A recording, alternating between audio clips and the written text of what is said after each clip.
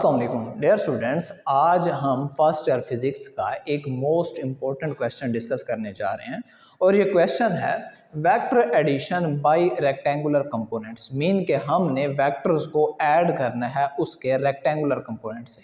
It's mean कि अगर हमारे पास दो वेक्टर्स हों, उनके रेक्टेंगुलर कंपोनेंट्स दिए हों, तो हमने उन्हें किस तरह से ऐड करना है, ये हमारा बेसिक क्वेश्चन है। लास्ट टाइम आपने वेक्टर एडिशन में पढ़ा था कि अगर आपके पास दो वेक्टर्स हैं, लेट्स सपोज ये आपके पास है वेक्टर ए और कोई दूसरा वेक्टर ये आपके पास है वेक्टर बी, तो आप क्या करते थे, आप वेक्टर एडिशन का जो मेथड था वो फर्स्ट वेक्टर के हेड के साथ सेकंड वेक्टर की टेल कनेक्ट करते थे। तो आपके पास ये होता था कि ये है फर्स्ट वेक्टर, इसके हेड के साथ दूसरे वेक्टर की ये टेल, मीन के ये आपके पास वेक्टर बी था और ये आपके पास क्या था, वेक्टर ए था।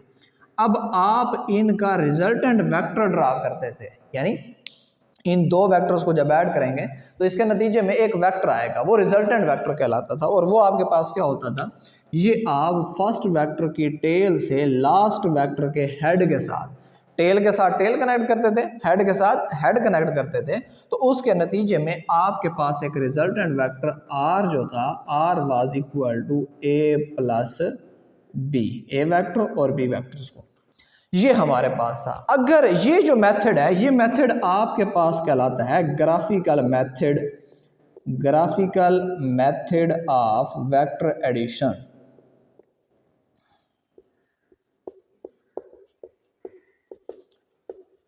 अब इसके अलावा एक दूसरा मेथड है। लेट्स सपोज आपके पास वेक्टर ए जो है, बस वेक्टर ए किसके इक्वल है, 3i प्लस 4j, और आपके पास वेक्टर बी जो है, वेक्टर बी किसके इक्वल है,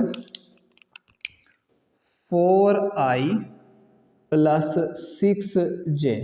आपने इस, अब ये क्या है, कंपोनेंट्स में दिया हुआ है, i यानी x कंपोनेंट, j यानी कि y components, i x component यानी b a वेक्टर जो है, a वेक्टर के दो कंपोनेंट्स दिए हुए हैं, उसका x कंपोनेंट भी दिया हुआ है, y कंपोनेंट भी दिया हुआ है, और वेक्टर b जो है इसका x कंपोनेंट भी दिया हुआ है और y कंपोनेंट भी दिया हुआ है। अगर आपके पास इस तरह से दिया हो तो इन वेक्टर्स को हम किस तरह से ऐड करेंगे, इनको आपने अगर ऐड करना है तो उसके लिए ये कहलाते हैं कंपोनेंट्स। तो vector addition by its rectangular components को हम देखेंगे।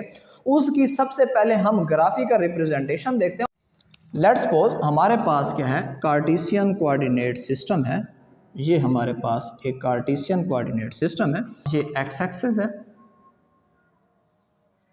पास y एक्सिस है, ये ओरिजिन है। सबसे पहले एक वेक्टर कंसीडर करते हैं, से आपके पास ये एक वेक्टर है, इसे आपने वेक्टर a का नाम दिया हुआ है। दूसरा वेक्टर है, उसे आपने वेक्टर b का नाम दिया हुआ है, ये वेक्टर b है।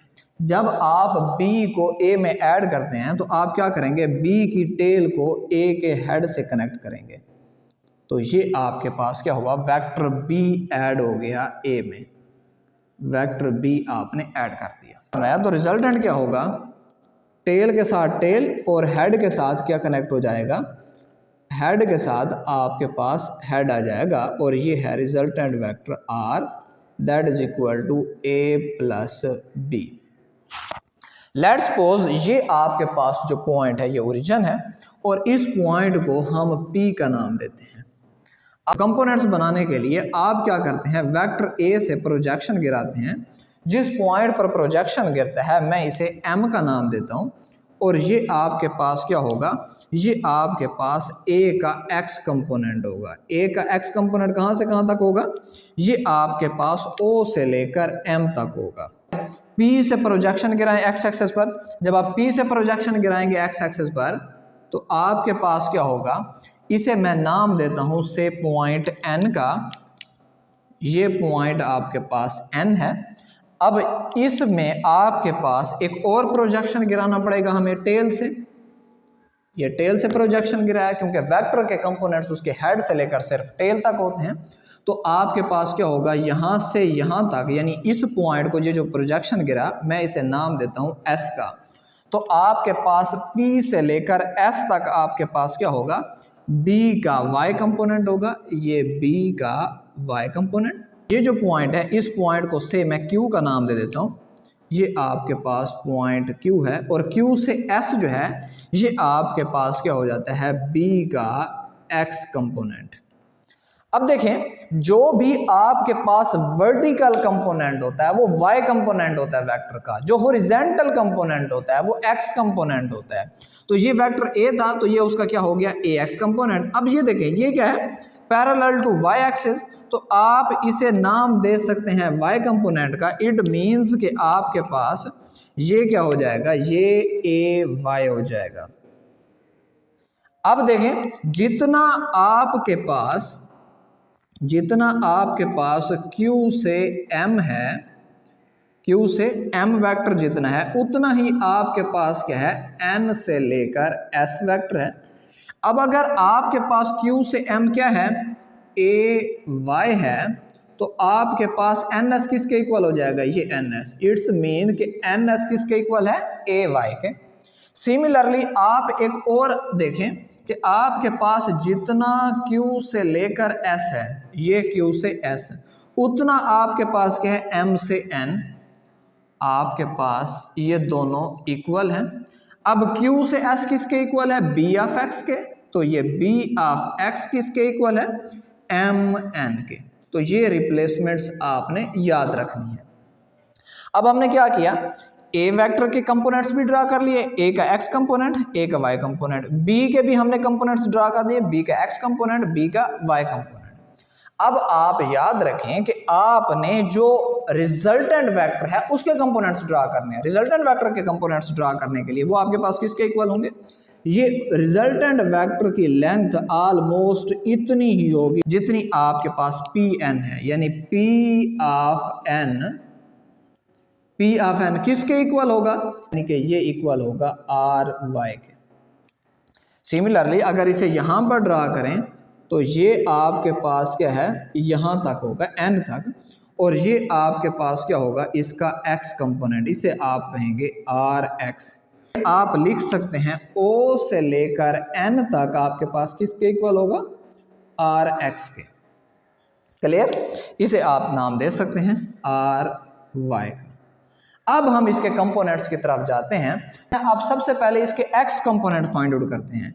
x कंपोनेंट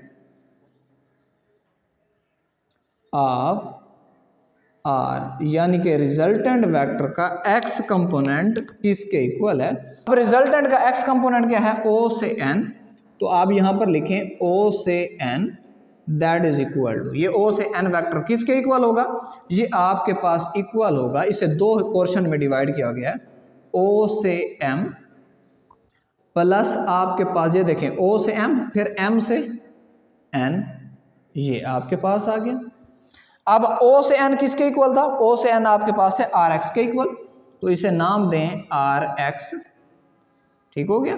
तो आपके पास अगर इसके साथ आप यूनिट वेक्टर लगाना चाहें तो ये यूनिट वेक्टर I, और अब यहाँ पर आपके पास OM, ये भी वेक्टर्स की यूनिट वेक्टर I, और अब यहाँ पर आपके पास OM, ये भी वेक्टर्स की शक्ल में होगा। तो आपके पास O से M किसके इक्वल था, AX, तो ये AXI unit vector, plus M से N आपके पास क्या था, M से N किसके इक्वल है, B ऑफ X, तो ये B ऑफ X क्योंकि वेक्टर है तो I यूनिट वेक्टर। अब हमारे पास क्या निकल आया, x component of resultant vector, और रिजल्टेंट वेक्टर का जो x कंपोनेंट निकला वो किसके इक्वल है, sum of x component of vector a and b। Vector a और वेक्टर b के x कंपोनेंट का सम निकला resultant vector.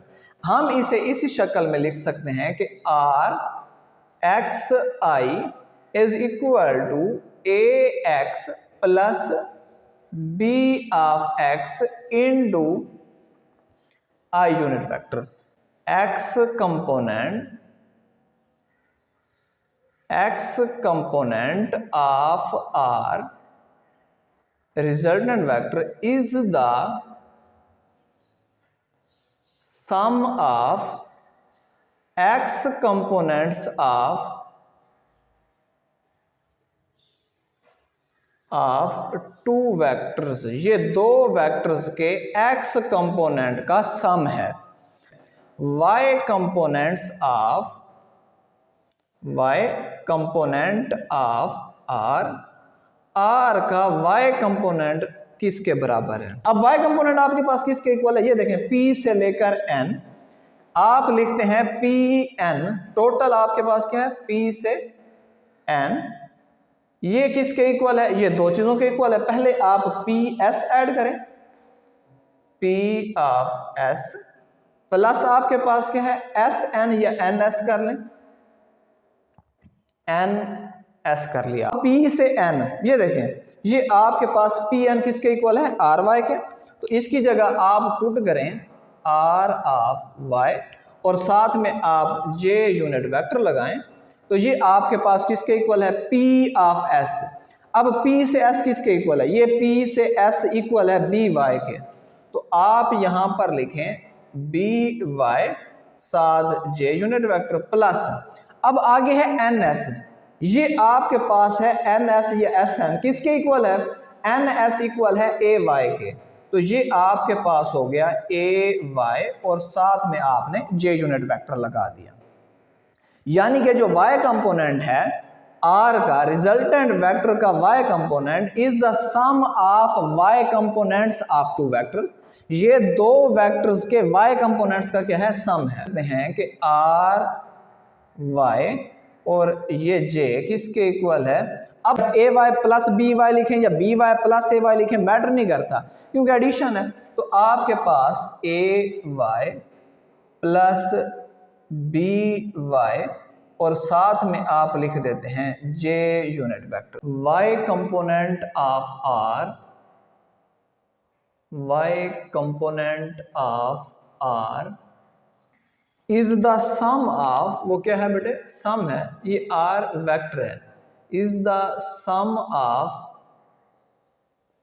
y component of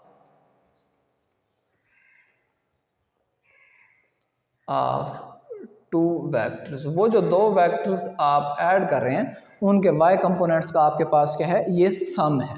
pass resultant vector r किसके इक्वल है, हम जनरली ये फाइंड आउट करते हैं कि रिजल्टेंट वेक्टर किसके इक्वल है, रिजल्टेंट वेक्टर r, आपने resultant vector r find out करना है।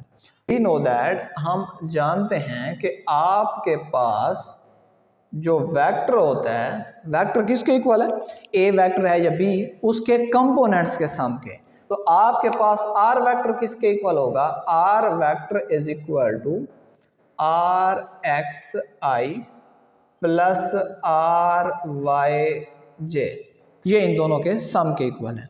अब आपने r वेक्टर फाइंड आउट करना है, तो r वेक्टर किसके इक्वल है, r vector is equal to R X I की वैल्यू क्या है, ये आपके पास आर एक्स आई की वैल्यू है A X plus B X into I unit vector.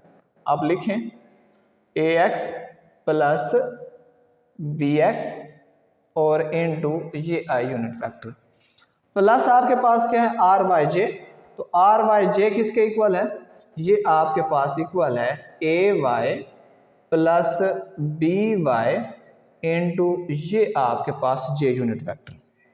हमारे पास वेक्टर्स के कंपोनेंट्स से हमने रिजल्टेंट वेक्टर निकाल लिया, यानी दो वेक्टर्स को अगर आपने ऐड करना है, उनके एक्स कंपोनेंट को ऐड करें आई यूनिट वेक्टर की शक्ल में लिखें, उनके वाई कंपोनेंट्स को ऐड लिख करें और जे यूनिट वेक्टर की शक्ल में लिखें, ये तो हमारे पास रिजल्टेंट वेक्टर्स आ गया। यानी दो वेक्टर्स को अगर आप उसके कंपोनेंट से ऐड करते हैं तो हम किस तरह से रिजल्टेंट वेक्टर निकाल सकते हैं। Magnitude of resultant vector, magnitude of vector R, vector R की मैग्नीट्यूड आपने फाइंड आउट करनी है।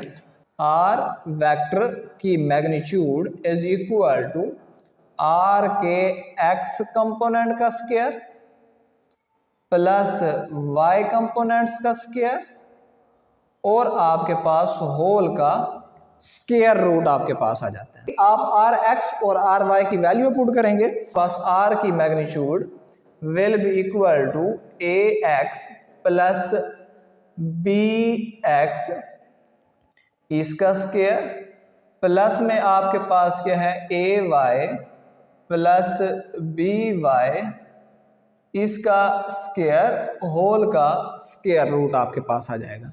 यानी आप एक्स कंपोनेंट्स को ऐड करें उसका स्क्वायर लें, आप वाई कंपोनेंट्स को ऐड करें उसका स्क्वायर लें, और इन दोनों के स्क्वायर्स लेकर दोनों को ऐड करके आप होल का क्या कर लें स्क्वायर रूट लेंगे, तो आपके पास वेक्टर की मैग्नीट्यूड आ जाएगी। डायरेक्शन ऑफ रिजल्टेंट वेक्टर, यानी ये रिजल्टेंट वेक्टर आर जो है इसकी डायरेक्शन आपके पास क्या होगी। तो रिजल्टेंट ऑफ डायरेक्शन वेक्टर हमारे पास होती थी थीटा इज इक्वल टू, ये हमें डायरेक्शन बताता था, tan inverse of R Y divided by R x.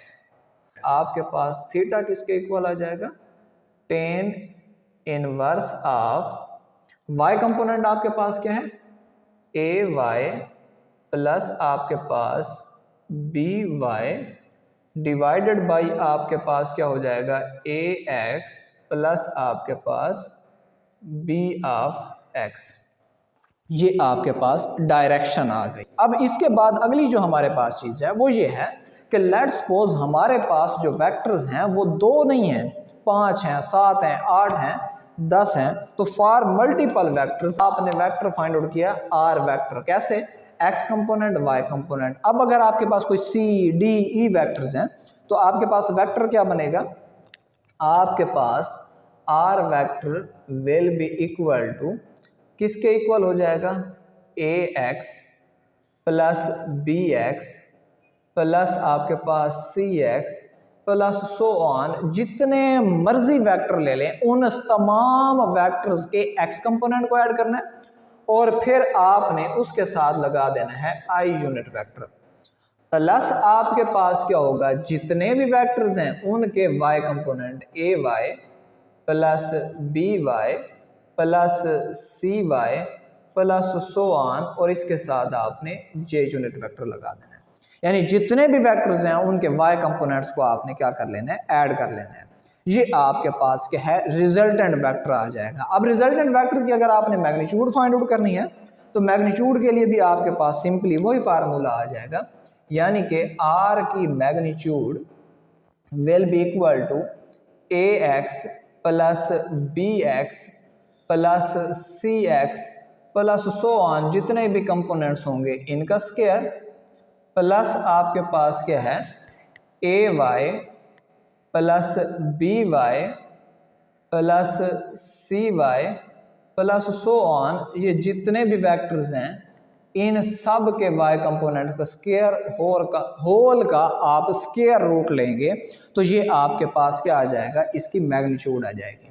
Similarly आपने अगर इसकी डायरेक्शन फाइंड आउट करनी है तो आपके पास थीटा इज इक्वल टू किसके इक्वल आ जाएगा, टेन इनवर्स ऑफ जितने भी वेक्टर्स हैं उनके वाई कंपोनेंट, यानी कि आप A Y plus B Y plus C Y plus so on चलते रहें, divided by A X plus B X plus C X plus so on, इनको आप क्या कर लेंगे डिवाइड करके।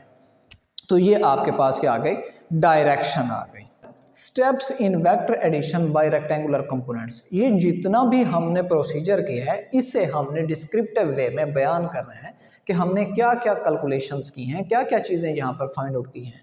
तो सबसे पहला पॉइंट आपके पास जो है find x and y component of given vectors. आपने सबसे पहले एक्स और वाई कंपोनेंट फाइंड आउट किए थे, यानी आपने ए एक्स फाइंड आउट किया था, ए वाई फाइंड आउट किया, बी एक्स और बी वाई, जो गिवन वेक्टर्स हैं उनके एक्स और वाई कंपोनेंट्स फाइंड आउट करें। जब एक्स और वाई कंपोनेंट फाइंड आउट करें तो दूसरा आपके पास स्टेप है फाइंड एक्स, ये आपके पास क्या था फर्स्ट स्टेप।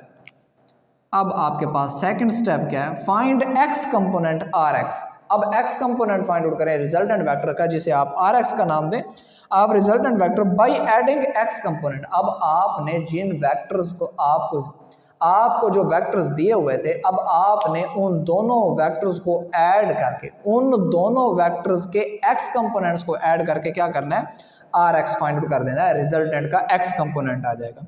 फिर आपके पास स्टेप 3 आप क्या करना है, आपने y कंपोनेंट फाइंड आउट करना है रिजल्टेंट वेक्टर का, जिसे आप नाम देंगे ry। Find y component ry of resultant vector by adding y components of all vectors. जो वेक्टर्स आपको गिवन थे उनके y कंपोनेंट्स को आपने क्या करना है, ऐड करना है, और इससे आपके पास रिजल्टेंट वेक्टर का y कंपोनेंट जो कि ry होगा वो आपके पास आ जाएगा। नेक्स्ट आपके पास स्टेप 4 आपके पास क्या है, स्टेप 4 में आपने मैग्नीट्यूड फाइंड आउट करनी है रिजल्टेंट वेक्टर की। Find magnitude of resultant vector r, और ये आपके पास किसके इक्वल होगी, magnitude of r is equal to r के x कंपोनेंट का स्क्वायर प्लस r के y कंपोनेंट का स्क्वायर, और होल का आपके पास क्या आ जाएगा, स्क्वायर रूट आ जाएगा। नेक्स्ट हमारे पास आपके पास स्टेप 5 जो कि आपके पास लास्ट स्टेप है, और वो है find direction of resultant vector. Resultant vector r की आपने डायरेक्शन फाइंड आउट करनी है। इसकी डायरेक्शन किस तरह से फाइंड आउट करते हैं, theta is equal to tan inverse ry over rx, यानी y कंपोनेंट्स को डिवाइड करें x कंपोनेंट से, वो जो आंसर है उस पर आप tan इनवर्स अप्लाई करें तो आपके पास क्या आ जाएगा, डायरेक्शन। ये हमारे पास एंगल थीटा की जो वैल्यू आती है, इससे हम डायरेक्शंस को क्या करते हैं, स्पेसिफाई करते हैं, हम डायरेक्शन का आइडिया लगाते हैं। तो ये कैसे लगाते हैं ये इंशाल्लाह हम डिस्कस करेंगे अगली वीडियो में।